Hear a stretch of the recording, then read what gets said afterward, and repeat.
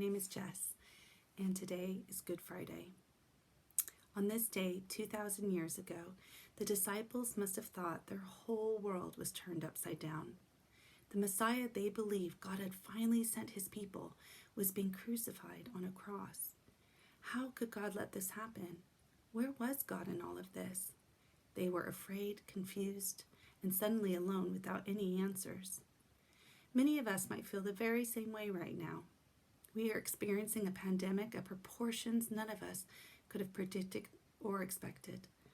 Many of us, like the disciples, may have been walking with God for years and now have come to this crisis and are thinking, how could God let this happen? Where is God in all of this? Just like during Jesus' crucifixion, those questions and fears did not intimidate God. In fact, he knew how the story would end all along. You see, he is very aware that his beautiful creation, the earth and all that is in it, is broken.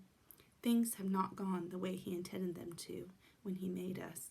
Sin and disease and brokenness and fear have come and often blinded us to who God is. The very moment that turned the disciples' world upside down, Jesus' crucifixion, was the very act that needed to happen in order for the world to be made right again. On that cross, Jesus took all the broken things of the world and nailed them there to die. But our God is known for making new life out of ashes. As we stand now in the midst of this pandemic, a season of crisis, uncertainty, fear, and sorrow, let us turn our eyes and hearts toward that day 2,000 years ago when Jesus, the Son of God, took all those very things upon himself and put them to death on a cross. We're going to start this time by listening to a chapter out of Max Lucado's book, 6 Hours One Friday. The chapter is called The Golden Goblet, and it's an allegory of God's love for us and his story from creation until Jesus' death. I hope you enjoy it.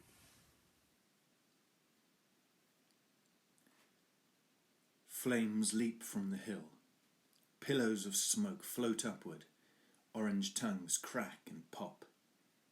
From the midst of the blaze comes a yell, the protest of a prisoner as the dungeon door is locked, the roar of a lion as he feels the heat of the burning jungle, the cry of a lost son as he looks for his father.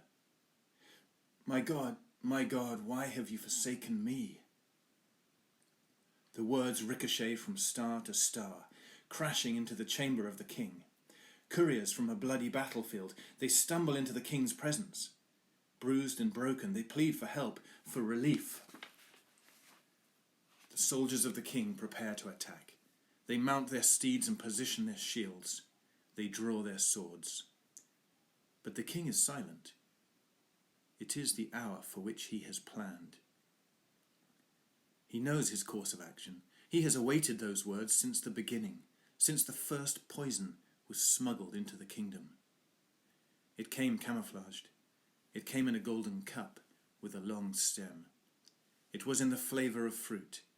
It came not in the hands of a king, but the hands of a prince, the prince of the shadows. Until this moment there had been no reason to hide in the garden. The king walked with his children, and the children knew their king. There were no secrets, there were no shadows. But then the prince of shadows entered the garden. He had to hide himself. He was too ugly, too repulsive. Craters marred his face. So he came in darkness. He came encircled in ebony. He was completely hidden. Only his voice could be heard. Taste it, he whispered, holding the goblet before her. It's sweet with wisdom. The daughter heard the voice and turned. She was intrigued. Her eyes had never seen a shadow. There was something tantalizing about his hiddenness. The king watched. His army knew the Prince of Shadows would be no contest for their mighty legion. Eagerly they awaited the command to attack. But no command was given. The choice is hers, the king instructed. If she turns to us for help, that is your command to deliver her. If she doesn't turn, if she doesn't look to me, don't. The choice is hers. The daughter stared at the goblet, Rubies embedded in gold invited her touch. Wine wooed her to taste. She reached out and took the cup and drank the poison. Her eyes never looked up. The venom rushed through her, distorting her vision, scarring her skin and twisting her heart. She ducked into the shadow of the prince. Suddenly she was lonely. She missed the intimacy she was made to know. Yet rather than return to the king, she chose to lure another away from him. She replenished the goblet and offered it to the sun. Once again the army snapped into position. Once again they listened for the command of the king. His words were the same. If he looks to me, then rush to him. If he doesn't, then don't go. The choice is his. The daughter placed the goblet into the hands of the son. "It's all right," she assured. "It's sweet." The son looked at the delight that danced in her eyes. Behind her stood a silhouetted figure. "Who is he?" the son asked. "Drink it," she insisted. Her voice was husky with desire.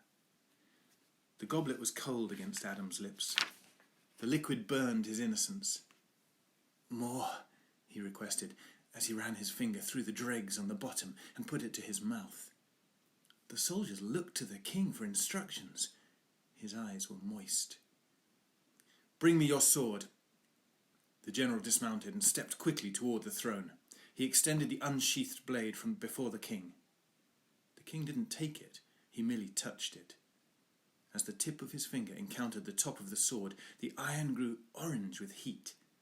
It grew brighter and brighter until it blazed. The general held the fiery sword and awaited the king's command. It came in the form of an edict. "Their choice will be honoured. Where there is poison, there will be death. Where there are goblets, there will be fire. Let it be done."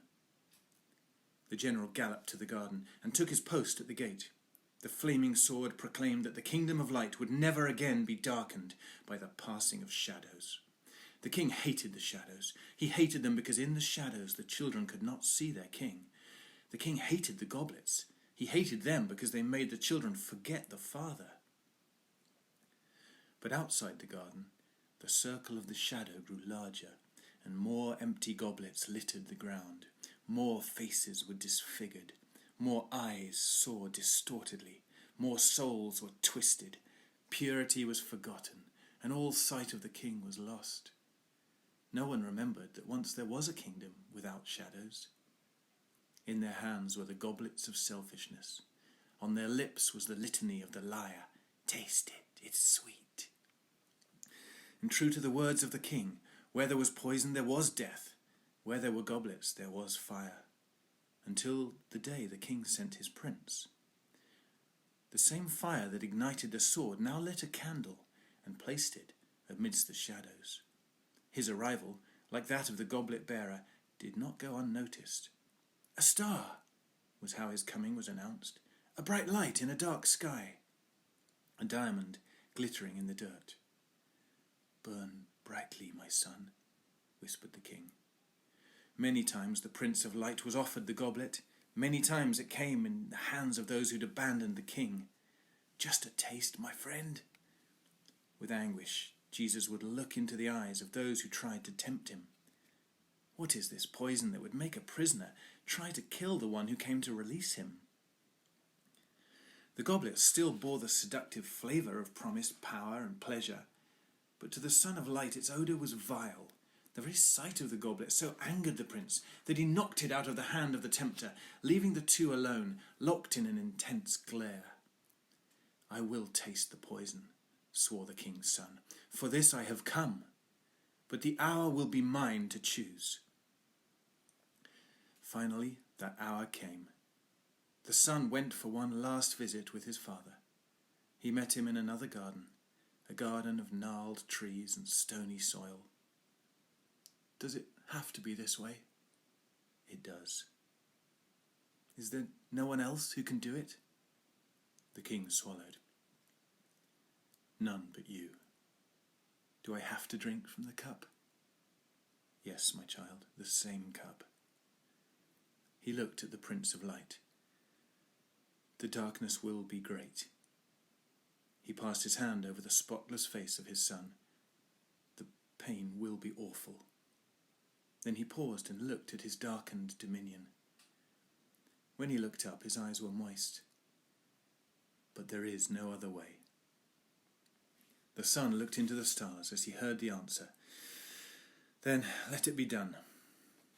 Slowly the words that would kill the son began to come from the lips of the father. Hour of death, moment of sacrifice, it is your moment. Rehearsed 1,000,000 times on false altars with false lambs, the moment of truth has come. Soldiers, you think you lead him? Ropes, you think you bind him? Men, you think you sentence him? He heeds not your commands, he winces not at your lashes. It is my voice he obeys, it is my condemnation he dreads, and it is your souls he saves. Oh, my child, my son, look up in the heavens and see my face before I turn it. Hear my voice before I silence it. Would that I could save you and them, but they don't see and they don't hear. The living must die so that the dying can live. The time has come to kill the lamb. Here is the cup, my son, the cup of sorrows, the cup of sin. Slam, mallet, be true to your task. Let your ring be heard throughout the heavens. Lift him, soldiers, lift him high to his throne of mercy. Lift him up to his perch of death. Lift him above the people that curse his name. Now plunge the tree into the earth. Plunge it deep into the heart of humanity, deep into the strata of time past, deep into the seeds of time future. Is there no angel to save my Isaac? Is there no hand to redeem the Redeemer? Here is the cup, my son. Drink it alone. God must have wept as he performed his task. Every lie, every lure, every act done in silence, in shadows, was in that cup. Slowly, hideously, they were absorbed into the body of the Son, the final act of incarnation. The spotless lamb was blemished. Flames began to lick his feet. The king obeys his own edict. Where there is poison, there will be death. Where there are goblets, there will be fire. The king turns away from his prince. The undiluted wrath of a sin-hating father falls upon his sin-filled son. The fire envelops him. The shadow hides him. The son looks for his father, but his father cannot be seen. My God, why? The throne room is dark and cavernous. The eyes of the king are closed. He is resting. In his dream he is again in the garden. The cool of the evening floats across the river as the three of them walk. They speak of the garden, of how it is, of how it will be. Father, the son begins. The king replays the word again. Father, Father. The word was a flower, petal delicate, yet so easily crushed. Oh, how he longed for his children to call him father again. A noise snaps him from his dream. He opens his eyes and sees a transcendent figure gleaming in the doorway. It is finished, Father. I have come home.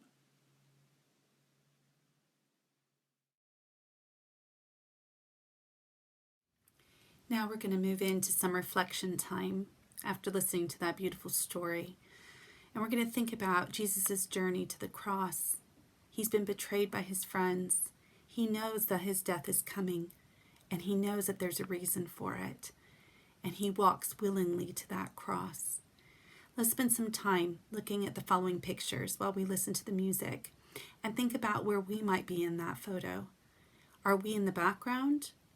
Are we with Jesus? Can we imagine how he's feeling, what he's going through? Can we take in the fact that that journey was for us? Spend some time with the Lord engaging in these pictures.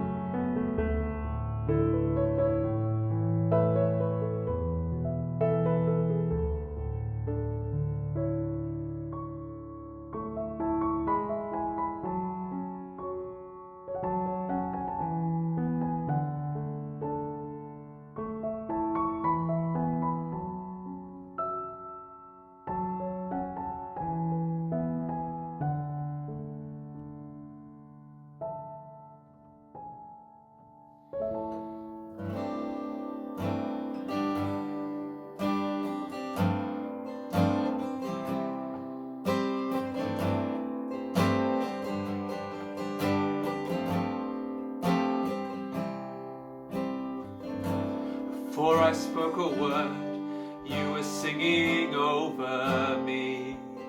Yes, you have been so, so good to me. Before I took a breath, you breathed your life in me. Yes, you have been so, so good to me. So the overwhelming, never-ending, reckless love of God, oh, it chases me down, fights till I'm found, leaves the 99. I couldn't earn it, I don't deserve it, still you give your life away. Oh, the overwhelming, never-ending, reckless love of God. Whoa.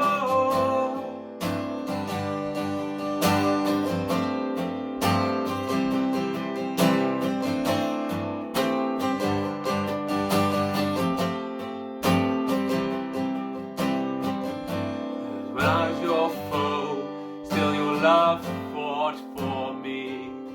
Yes, you have been so, so good to me. Yes, when I felt no worth, you paid it all for me. Yes, you have been so, so kind to me. So the overwhelming, never-ending, reckless love of God, oh, it chases me down, fights till I'm found, leaves the 99. I don't deserve it, I couldn't earn it, still you give yourself away. Oh, the overwhelming, never-ending, reckless love of God. The shadow you won't fire, mountain you won't climb up, running after me. No wall you wouldn't kick down, lie you won't tear down, coming after me. Oh, no shadow you won't light up, mountain you won't climb up, coming after me. No wall you wouldn't kick down, lie you wouldn't tear down, coming after me. Oh, the overwhelming, never-ending, reckless love of God, oh, it chases me down, fights till I'm found, leaves the 99. I couldn't earn it, I don't deserve it, still you give yourself away.